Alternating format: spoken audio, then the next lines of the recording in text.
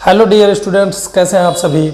आज मैं आप सभी को एक ऐसी चीज़ पढ़ाने जा रहा हूं जो आपके इंग्लिश की क्षमता को मजबूत करेगा, साथ ही साथ आपके इंग्लिश स्पीकिंग को भी आपको अच्छा बनाएगा, मजबूत करेगा। आगे इंग्लिश स्पीकिंग भी धीरे धीरे आप जान जाओगे।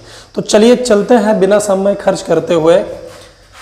Use of have to. Use of have to के इतने फॉर्म्स हैं। Has to, have to, had to, will have to, shall have to be, having to, should have to, may have to, could have to, can have to, have had to. इस video में आप इन सभी प्रयोगों को बहुत अच्छी तरह जान जाएंगे। बस आपको फेसबुक पर मुझे फॉलो करना है या यूट्यूब पर आपको सब्सक्राइब करना है, क्योंकि मेरा चैनल यूट्यूब पर भी है और मेरे पेज जो है फेसबुक पर भी बने हुए हैं। तो चलिए इसको शुरू करते हैं। इसको पहले जान जाते हैं कि इसके ये किन चीज़ों के लिए प्रयोग होता है। तो ये हैज़ टू, हैव टू, पढ़ता है शब्द आ जाता है। एक लास्ट में पढ़ता है, मुझे जाना पड़ता है, मुझे बोलना पड़ा, मुझे यहाँ रुकना पड़ेगा। पड़ा शब्द एक आता है और ये बाध्यता के लिए इसका प्रयोग किया जाता है। जब हम फोर्सफुली कुछ करते हैं, मजबूरन कुछ करते हैं, हमें मजबूर किया जाता है कुछ करने के लिए, तो हमें has to, have to, will have to, shall have to इत्यादि का प्रयोग करना होता है। तो चलिए बनाते हैं। कभी कभी ऐसे सेंटेंस आते हैं, मुझे जाना है, मुझे खेलना है, मुझे पढ़ना है, मुझे एक अच्छा आदमी बनना है, मुझे रुपए कमाना है। तो इस सब के लिए हमने क्या करना है, हैज़ टू, हैव टू और पास्ट टेंस में हैव टू का प्रयोग कर देना होता है। तो चलिए समझते हैं। मुझे सही से पढ़ना है, इसको बनाने के लिए इसमें ये सब्जेक्ट हो जाएगा मुझे। उसके लिए हमने लिख दिया आई और इसके साथ हमने प्रयोग कर दिया have to. I have to. पढ़ना की अंग्रेजी होता है स्टडी, ठीक है, और सही से की अंग्रेजी होता है प्रॉपरली या वेल, ठीक। तो अगर ऐसे सेंटेंस आएंगे तो आपको बस क्या करना है, has to, have to, had to का यूज करना है। मुझे सही से पढ़ना है या मुझे सही से पढ़ना पड़ता है, ऐसे सेंटेंसेस को बनाएंगे I have to study properly. ऐसे तमाम सेंटेंसेस को आप इंग्लिश में बोलिए। मुझे जाना है, आई हैव टू गो। मुझे पढ़ना है, आई हैव टू रीड। मुझे यहाँ रुकना है, I have to stay here. मुझे स्कूल जाना है, I have to go to school. मुझे एप्लीकेशन लिखना है, I have to write application. मुझे एक मोबाइल खरीदनी है, I have to purchase a mobile. इस प्रकार से आप इंग्लिश आसानी से बोल सकते हो। इन सबके साथ हेल्पिंग वर्ब, इन सभी हेल्पिंग वर्ब के साथ वर्ब की फर्स्ट फॉर्म यूज करो। मुझे कर्ज लेना पड़ा, मुझे कर्ज लेना था। अब ये पास्ट में चला गया। पास्ट में आपने हैड टू का प्रयोग कर देना है, वर्ब की फर्स्ट फॉर्म लिख देनी है। यही प्रेजेंट है तो हैज टू, हैव टू लिख देनी है। अच्छे से इंग्लिश बोल सकते हो। मुझे कर्ज लेना पड़ा, तो इसमें आई, अब चूंकि ये पास्ट टेंस है तो हमने क्या करना है, इसको हैड टू से बनाना है। I had to. और कर्ज लेना की अंग्रेजी हम बोरो लिख दें तो ठीक रहेगा, या हमने लिख देना है टेक लोन, ठीक। I had to take loan. मुझे कर्ज लेना था या मुझे कर्ज लेना पड़ा, ठीक। अब ऐसे पास्ट टेंस को आप हैड टू से बनाओ। उसे पढ़ना पड़ा, ही हैड टू स्टडी।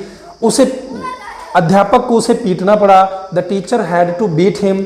मुझे कार चलाना सीखना पड़ा, I had to learn how to drive car. इस प्रकार से अगर पास्ट टेंस है तो आपको हैड टू से बनाना है, अगर प्रेजेंट टेंस है तो हैज टू, हैव टू से बनाना है।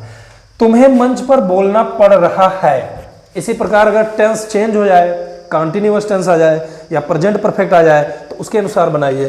तुम्हें मंच पर बोलना पड़ रहा है, तो यहां पर देखो पढ़ रहा है। अब ये कंटिन्यूअस है, प्रेजेंट कंटिन्यूअस है, तो हमने क्या करना है, बोलना पड़ रहा है किसको, तुम्हें। ये सब्जेक्ट हो गया यू के साथ, चूंकि ये प्रेजेंट कंटिन्यूअस टेंस है तो आर लगा देंगे। और उसके बाद ये कंटिन्यूअस है, इसलिए हमें हैव को करना पड़ेगा हैविंग से।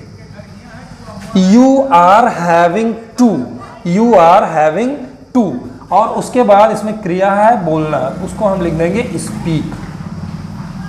You are having to speak. अब मंच पर इसको हम लिख देंगे on the stage, on the stage.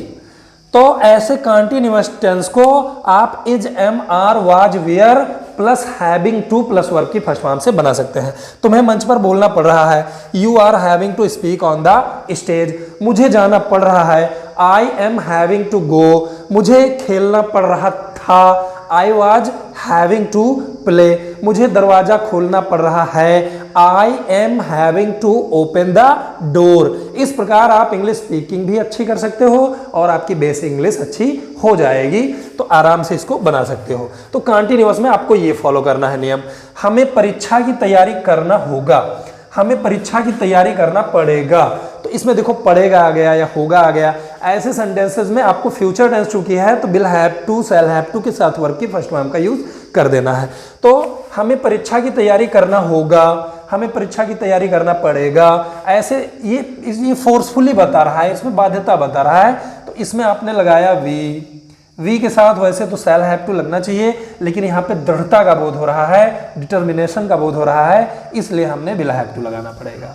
तो वी विल हैव टू तैयारी करना की अंग्रेजी prepare for. We will have to prepare for किसकी तैयारी करना होगा? परीक्षा की। इसको हम लिख देंगे फॉर द एग्जामिनेशन।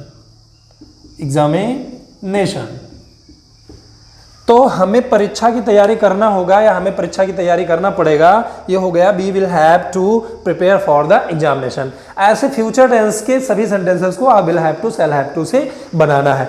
तुम्हें शुल्क जमा करना पड़ेगा, you will have to pay the fees. तुम्हें यहां से जाना पड़ेगा, you will have to go from here. मुझे स्कूल जाना पड़ेगा, I will have to go to school. इस प्रकार से फ्यूचर टेंस के सेंटेंसेस को आप बना सकते हो, बहुत अच्छी अंग्रेजी सीख सकते हो। कभी कभी इसमें सकता था, सकती थी, सकते थे या सकता है आदि शब्द हो सकते हैं। इसके लिए आपने कैन, कुड, मे, माइट आदि को पढ़ा है। कैन, कुड क्षमता के लिए लगता है, मे, माइट संभावना आदि के लिए लगता है। तो जो भी हो उस तरह से इसको बना देना है। उसे अकेले जाना पड़ सकता था, ठीक। इसमें क्षमता की बोध हो रही है या आपको लगे कि संभावना की बोध हो रही है तो माइट हैव लगा दो, माइट हैव टू लगा दो। क्षमता के बोध के लिए आपको could have to plus verb की फर्स्ट फॉर्म लगा देना है। इसको बनाया उसे अकेले जाना पड़ सकता था, तो इसको हमने बनाया ही। इसके साथ हमने लिख दिया कुड हैव टू। क्या लिखा? Could have to. यहां पे may have to, could have to. He could have to जाना की अंग्रेजी गो, अकेले की अंग्रेजी हो जाएगा एलोन, ठीक है। He could have to go alone, उसे अकेले जाना पड़ सकता था। मुझे यहां ठहरना पड़ सकता था, I could have stay here. मुझे यहां ठहरना पड़ सकता है, I can have to stay here. इस तरह से ऐसे सेंटेंसेस को आप बोल सकते हो। बस इसमें यही मेन है, हैव टू, ये सब मेन है, हैविंग टू। यही चीजें आपको पढ़ना शब्द करवाएंगे। देखिए, मुझे कठोर होना पड़ता है। अब मैं आपको एक जरूरी चीज बताता हूं जिसमें वर्ब ऑफ एक्शन हो। जैसे यहां पढ़ना स्टडी आ गया, यहां लेना टेक आ गया, यहां बोलना स्पीक आ गया, यहां पे तैयारी करना प्रिपेयर आ गया, यहां पे जाना आ गया, गो लिख दिया गया। लेकिन यहां पे देखो मुझे कठोर होना पड़ता है, इसमें वर्ब ऑफ एक्शन नहीं आई है, सिर्फ होने की बात हो रही है। तो होने के लिए हमें वर्ब बी का यूज करना होता है, तो हमने हैज टू, हैव टू के बाद बी का यूज कर देना होता है। मुझे कठोर होना पड़ता है, किसको होना पड़ता है? मुझे। ये प्रेजेंट, सिंपल प्रेजेंट के अंतर्गत आता है, तो हमने इसको लिख देना है have to. I have to, अब यहां पे कोई वर्ब नहीं है तो हमने लिख देना है बी।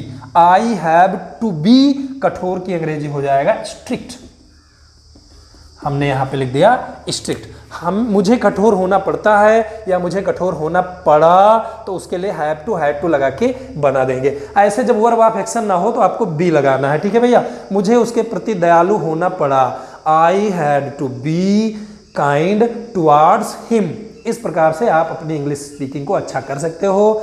बहुत ही इंटरेस्टिंग चीज़ों को जानने के लिए, इंग्लिश स्पीक करने के लिए और इंग्लिश में कुछ भी करने के लिए आप मेरे फेसबुक पेज को फॉलो कर लीजिए या दिए गए लिंक को क्लिक करके आप मेरे YouTube पर आकर के YouTube चैनल सब्सक्राइब करके ऐसे वीडियोस को आप देख सकते हो। वीडियो आपको पसंद आया तो लाइक और शेयर जरूर करिए, कमेंट जरूर करिए अगर कोई डाउट है तो, और मेरे चैनल को सब्सक्राइब करिए। वीडियो देखने के लिए बहुत बहुत धन्यवाद।